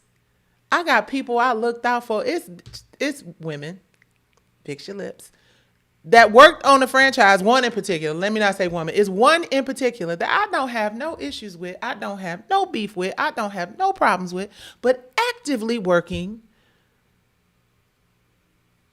to sabotage by discouraging people to participate. And luckily, they're not paying much attention because, baby, it ain't that many ways that you're going to get a bag out here in these streets that's going to allow you to keep your integrity and work consistently and collaborate with people. But there are people out here, and that's not about being petty or messy. It's just shit. If you don't want me to talk about the shit that you've done to me that is not okay, then stop doing shit that ain't okay to me, because I'm going to talk about it. And I'm not going to name the person, but I know a lot more than I share. And I just think it's really sad. And I'm still not beefing with them. They welcome to come and be a part of the franchise, but I see you. And I think it's sad when we use or allow ourselves to be used as tools to destroy one another, whether it's in gangster rap or reality TV. If I had $1 for every reality TV person that I've had a conversation with that's like, hey, are you, because I am a producer who cares and a creator who cares and somebody who wants to see us thrive. And y'all can go over there where you think it's right is right. I said it to multiple people who are currently on shows that are destroying their images, disparaging their business. Well, let me be quiet. See, there I go. Anyway, people don't listen until it's too late. So what I hope that we all gather from this here live, long-winded ass live, is that I said what I said as it relates to Spin That, and I take nothing back, and I hold no ill will to Young Miami or anybody else. I love her and I don't even know her. I want the best for her and I don't even know her. And I hope that she sees it like an auntie or a big sis who's like, yeah. Probably won't, but it don't matter. It's how I feel. I don't have a reason to hate on one woman, man, or child in my community, because I understand we need all hands on deck for what we are seeing materialize. The playbook is playing out exactly like they said it would before the election, when the 92% tried to tell everybody that Project 2025 was a real thing. I don't know what's happening in Gary, Indiana. All we can do is pray and share and pray and share and give where we can and give what we can. But what I can tell you is that as a community, we need to come together. So with that being said, I'm wearing a Meet the Brown shirt. Yes. Somebody said, wait, you wearing a Meet the Brown shirt? I've been talking. I'm going to be mad at myself. Hi, ubiquitous. Yes. Shout out to Eric Monty. I'm going to have a conversation with Eric Monty, you guys. So you guys will be sitting down. Can I please interview Martha Reeves? My dad loved Martha Reeves. I love Martha Reeves. What else, y'all? Said the spiritual word of proverb. Okay. We got to speak up. Yes. We cannot be scared to speak up. Speak truth to power. Not only that, those who have been made rich never look back at the right. Exactly. Okay. I'm glad y'all seeing what I'm saying. Spin That is a bop. Okay. You can say Spin That is a bop, and I'm not mad at you, and I'm not going to say it's not a bop. I'm just gonna say I don't like it. I don't like be clear. It's not the beat. It's not the melody. It is the lyrical content of the record. And it isn't even the spin that shit part. The only issues I have are the lyrics that say, where are my scamming and blah, blah, blah, blah. Because guess what? Like I said on the Sessions podcast, if you have not watched the Sessions podcast, you should watch it. Or maybe I didn't say it on the Sessions podcast. I might have said it somewhere else. How would you feel if you were sitting in the room and a bunch of non-black people, let's call white people, white men in suits came in, or cop uniforms, into, I don't know, a waiting room of a hospital or some shit. And you the only black people, and they started saying, where are my scamming ass niggas at? Hey, where the boosted bitches at? You would be ready to fight. I would be ready. If I was in a room and some white people came in singing that song loud and proud and all up in my face, come on, spin that shit, bitch. I would be ready to fight. I would be highly offended, and I would be ready to go to jail.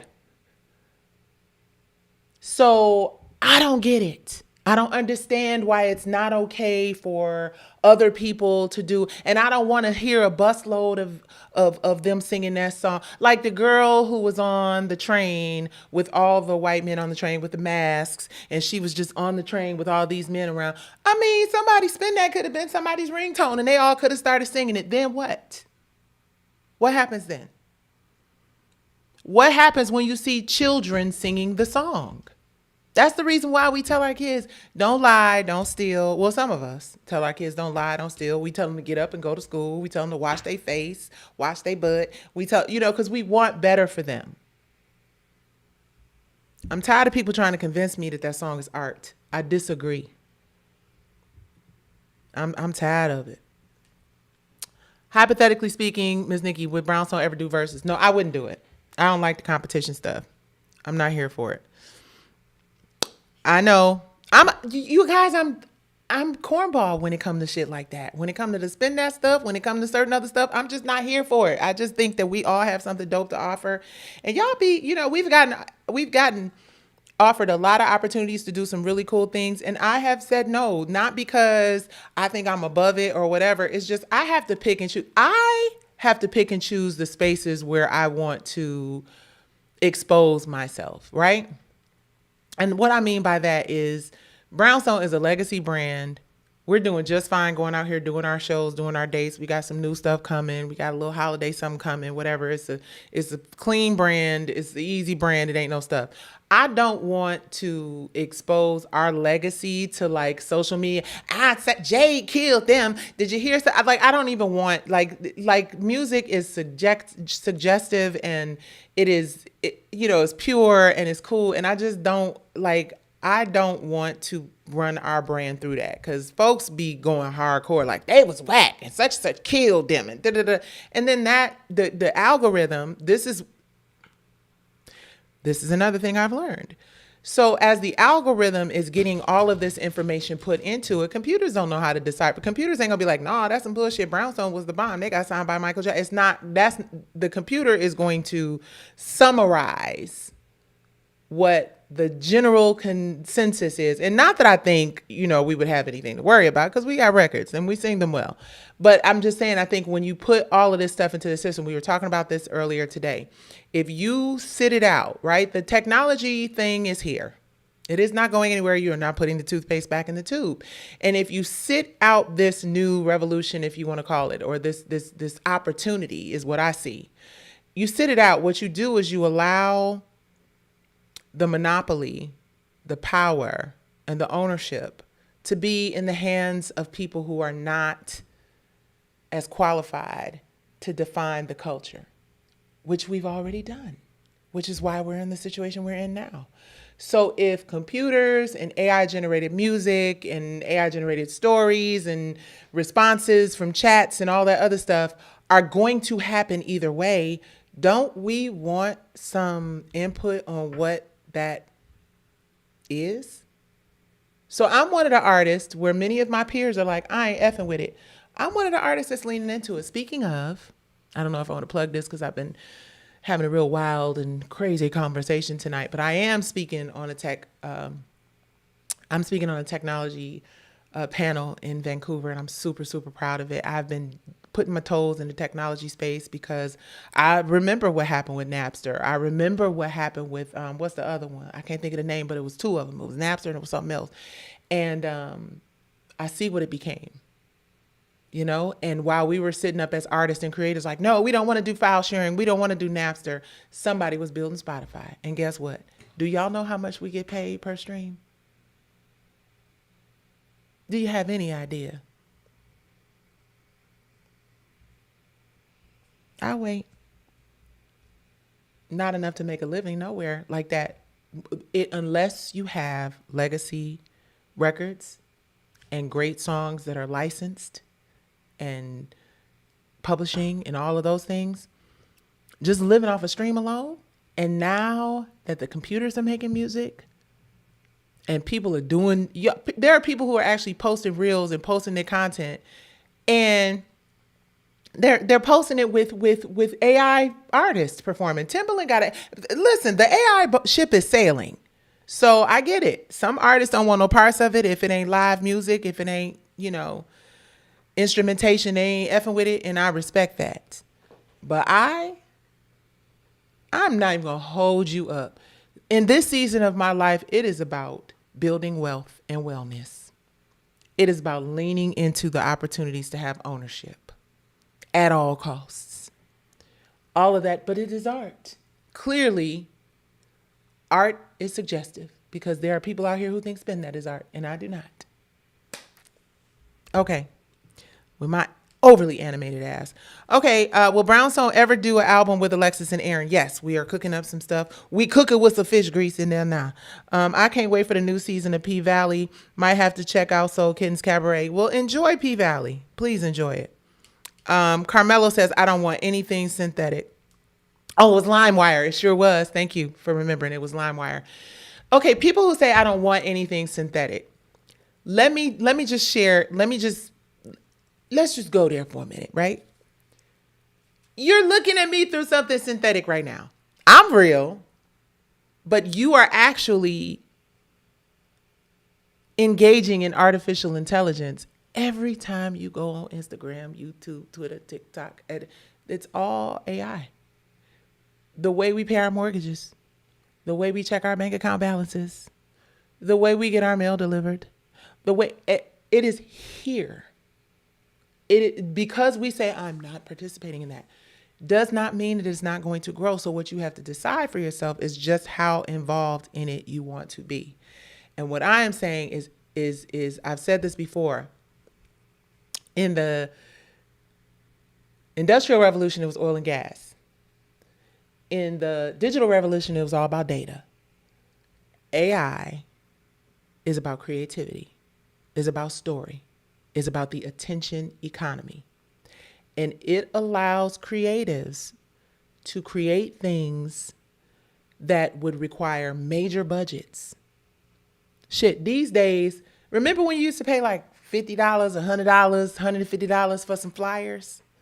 Or for some to get your flyers made for your show or for whatever, depending on who your graphic artist was. Remember, we used to actually have to hire graphic artists, which I'm not suggesting that we don't hire graphic artists anymore because they're gifted and talented and they got skills. But the big boys,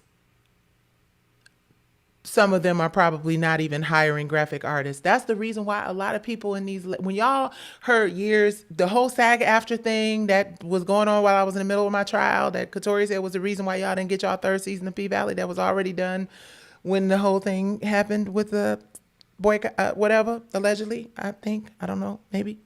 But my point is just efficient, fast, and affordable. And because we're already underserved and we already don't have, the economy is in trouble. It is hard to hire people. Do you know how much it costs to produce a track? Producers be charging a little coin to produce a track. Guess what? Now I feel like I'm about to promote an app, but I'm going to just share it because I think it's important. Suno, which so many people are using, some people telling the truth about it, some people are not. But you can say, I want a bass line, dum, dum, dum, dum, dum, dum, dum, dum, dum. I want it to be a synth bass. Play this synth bass line, okay? I want a string section. Play this string section. You pay for an annual membership to this app.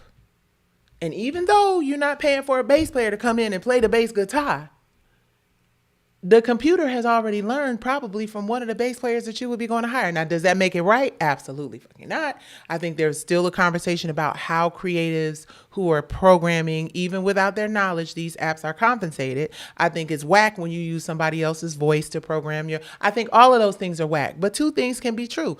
If you can build out a song, write it, and perform it yourself for whatever you pay for this annual membership, versus paying $150,000 to somebody to do it, or $10,000 or $5,000 in this economy, and still deliver where humanity, human person, and technology come together to create something. Because what is Pro Tools? What is a drum machine? What is an MPC? Those are all programs, computer.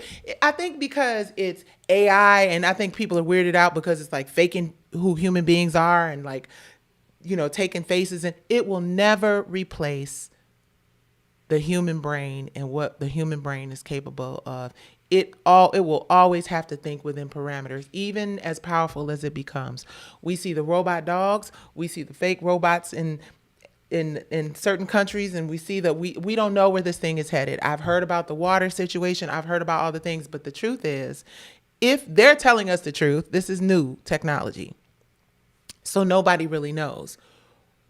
If you have an opportunity to benefit because it levels the playing field or makes your output more efficient and gives you more productivity as a small business, as a creative who can afford X, Y, and Z, A, B, and C, you can decide that you're not going to use it.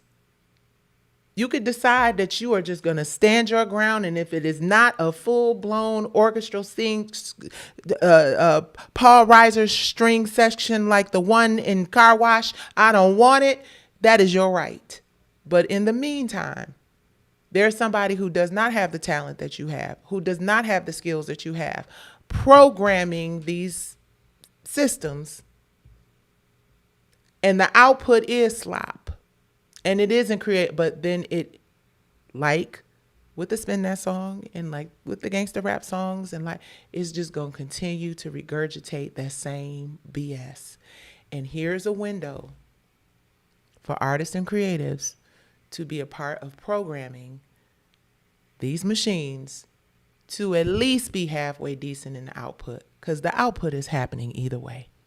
And if you can be a part of programming a system to be halfway decent and still be able to monetize that and feed your family and build a system that will eventually be better than that system or whatever it is, you have to get involved or get left behind. Because ain't nobody going back to a rotary dial phone. Well, I don't know. Who knows what happens in the world? We might have to. But we're not going back to hitting rocks together to make fire.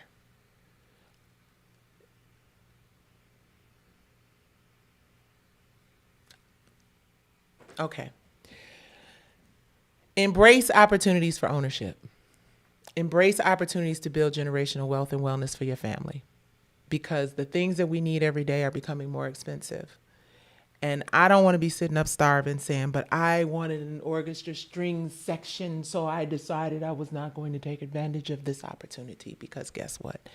That is what it's looking like it's about to end up being. So I am going to go into that space and see if there's anything there for true creatives that can help benefit us in this AI technology advancement.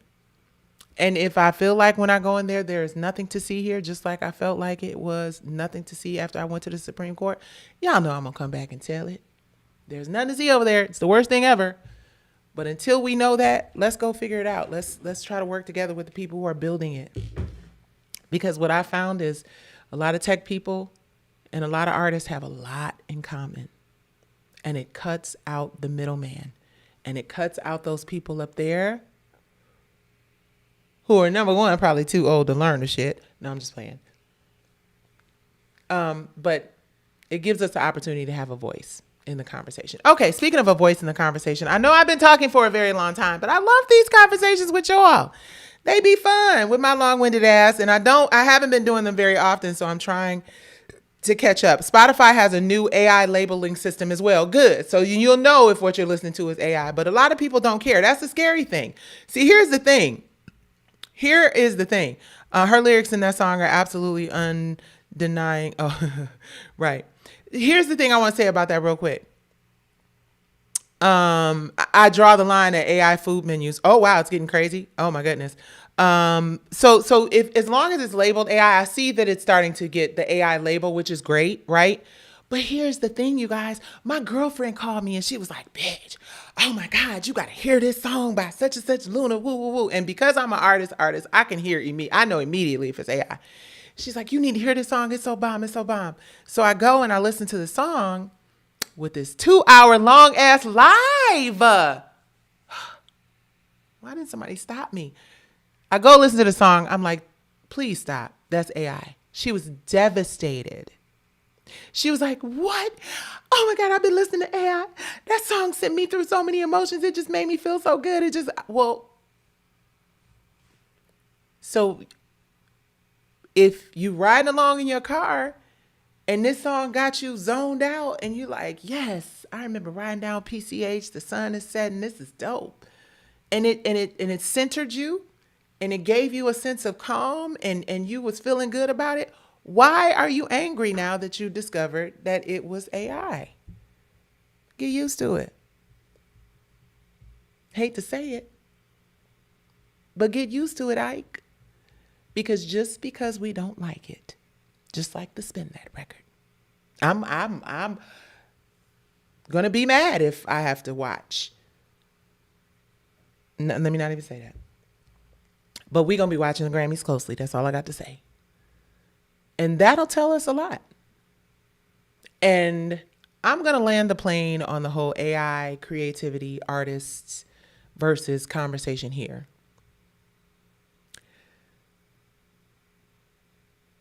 If we can accept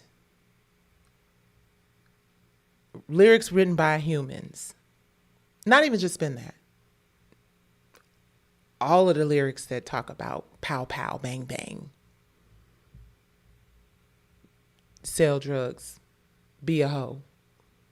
If we can sing along to those and we can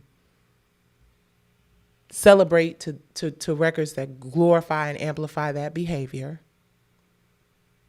why are we so appalled at artificial intelligence making a song that inspires people?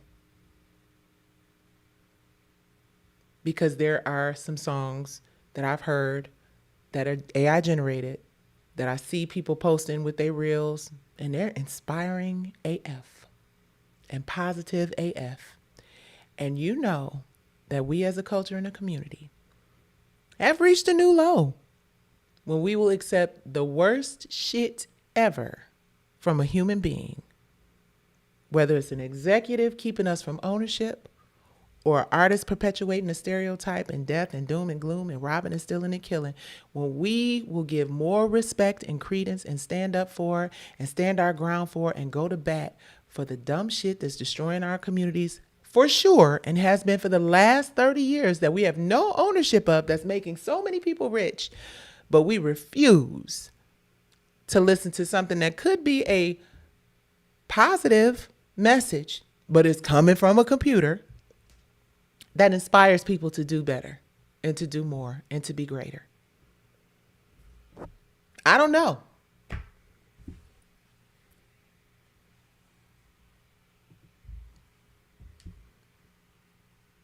Oh, new download limits coming in September. I didn't know about that. Yep. All of AI should be labeled. I agree. The line is blurred. I agree. It's one thing to be talking babes. It's another thing if Nights Was Nicci was a 2-hour AI live. I agree. And let me say this with my long-winded ass.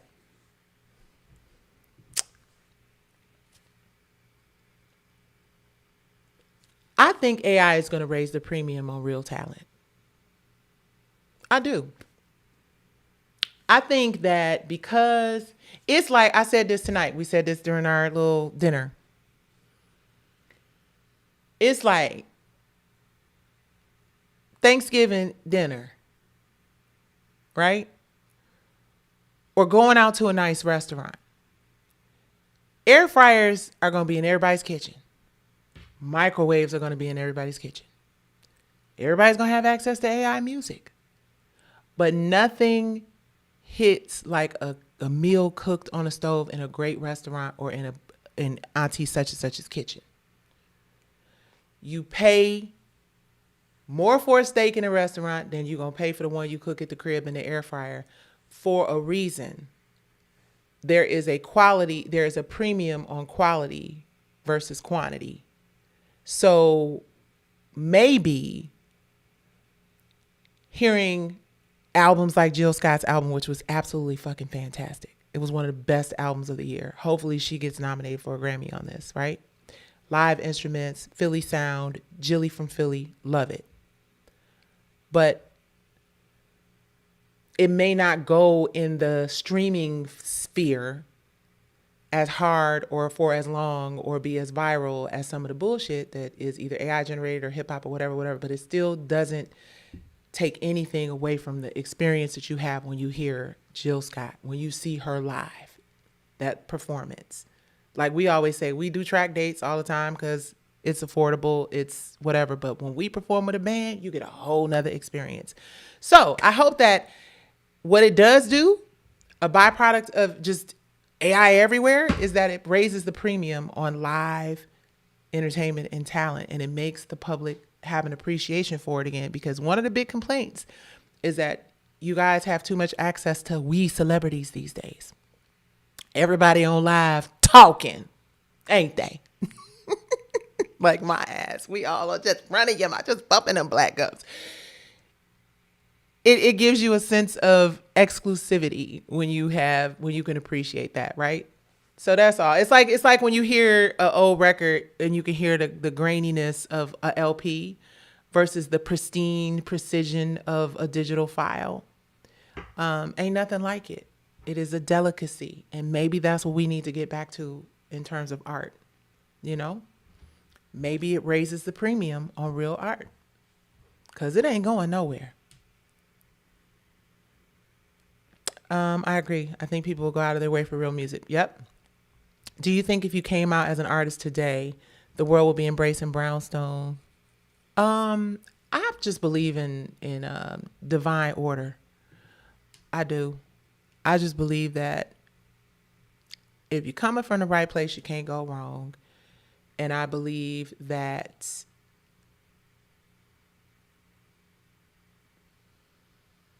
everything, every song, every movement, every decision, you could turn your head left and see somebody who ultimately ends up changing your life for the better. You can turn your head right and see somebody who ultimately ends up destroying your shit. It is all about you being where God in the universe needs you to be, and being obedient and receiving where you are and making the most of where you are.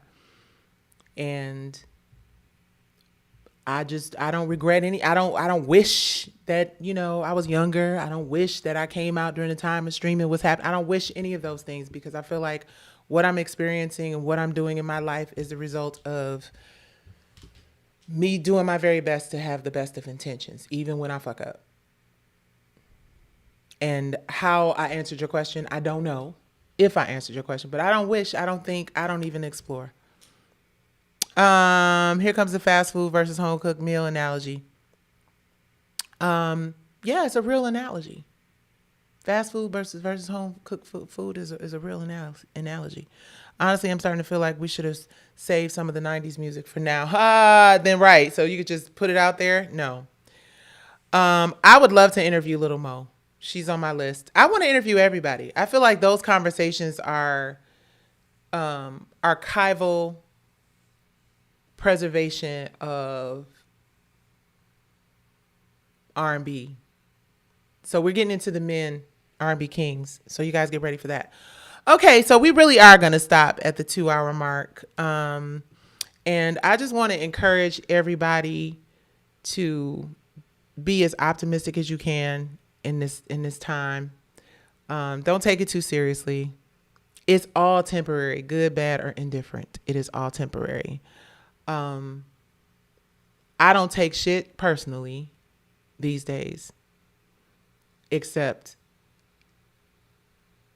how much I love myself and how much I love the people in my family and how much I love my community. Outside of that, everything else is not so much my business, but it is business. I've just learned it's business, not personal, outside of self-love and love of family and love of community. We didn't talk about the verses. I'll come back tomorrow. Right. We didn't talk about it. R&B music is faded. That decade is gone. I disagree. For you to say R&B music is faded and that decade is gone, Ramo Duff 9399,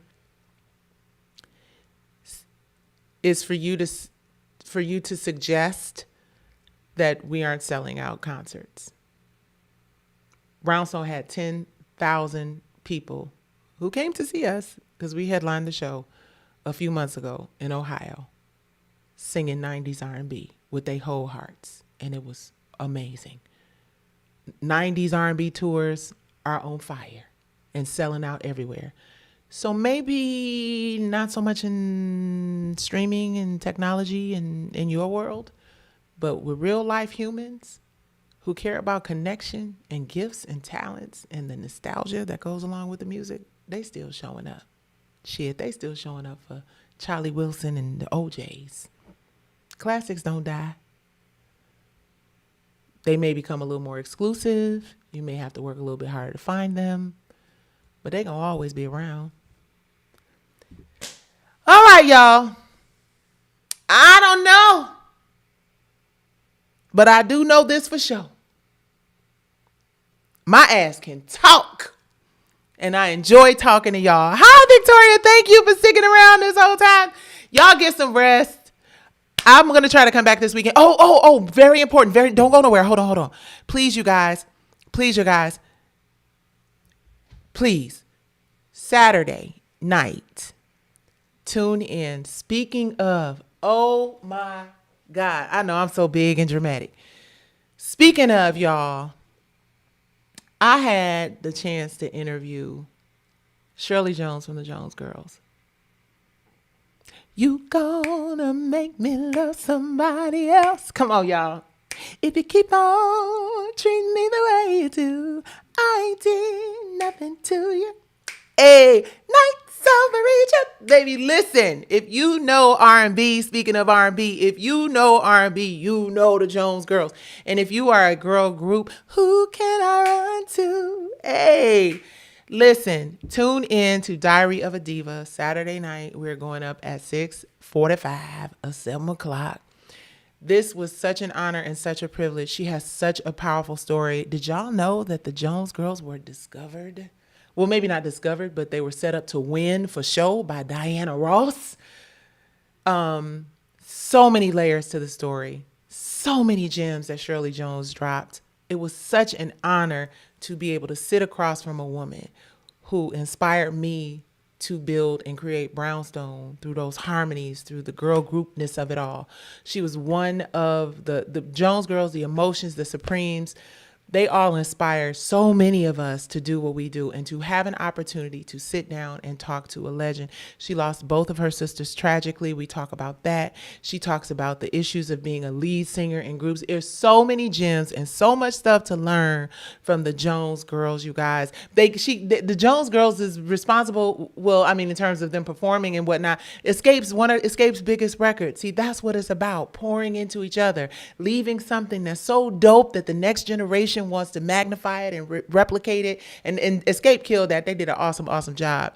But so tune in Saturday, Diary of a Diva I'm so glad you guys are embracing this series. Also, check my collaboration links. A couple of my besties in the world have shows. They're breaking their channels. My brother, since what, we were 14 years old. The reason why I moved to California, one of the dopest actors in the world. You go look at the actors. I'm sorry. Let me get it right. On camera, if you're an actor, you're thinking about acting, you're thinking about doing, go to that collaboration link and watch On Camera Acting Instincts Lab with Dwayne Barnes.